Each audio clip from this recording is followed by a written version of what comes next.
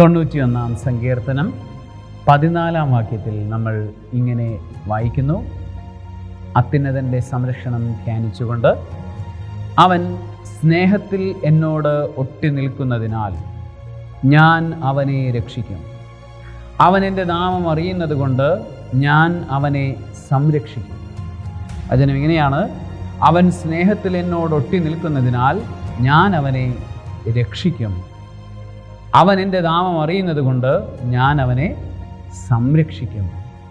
അവൻ സ്നേഹത്തോടുകൂടെ എന്നോട് ഒട്ടി നിൽക്കുന്നത് കൊണ്ട് ഞാൻ അവനെ രക്ഷിക്കും.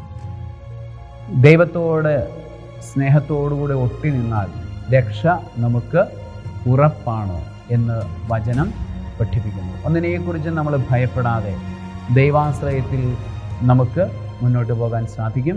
എപ്പോൾ ദൈവസ്നേഹം നമ്മളിൽ ഉണ്ടെങ്കിൽ, ദൈവത്തെ സ്നേഹിക്കുന്ന അഭിഷേകം നമ്മളിൽ ഉണ്ട് എങ്കിൽ.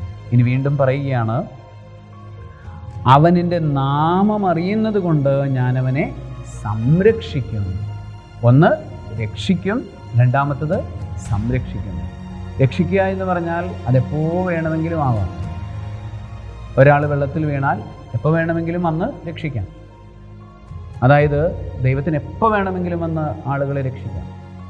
അതായത് ഇപ്പോൾ നമ്മൾ ലാസറിൻ്റെ ജീവിതം, ലാസറിനെ ഈശോ രക്ഷിക്കുന്നത് അവൻ്റെ മരണത്തിന് ശേഷമാണ്. അപ്പോൾ എപ്പോൾ വേണമെങ്കിലും രക്ഷിക്കാം. പക്ഷേ സംരക്ഷിക്കാമെന്ന് പറയുമ്പോൾ അതിപ്പോഴാണ്. ഇപ്പോൾ തന്നെ നമ്മൾ സ്നേഹം ഉണ്ട്.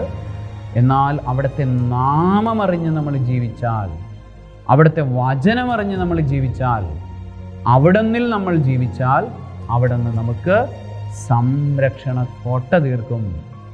വലിയ ഈടുറ്റ വാഗ്ദാനങ്ങൾ നൽകുന്ന വചനമാണ് നമ്മൾ ധ്യാനിക്കുന്നത്.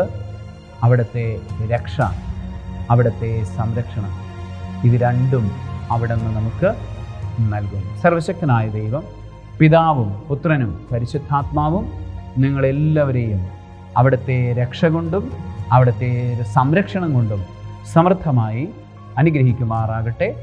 ആമേൻ.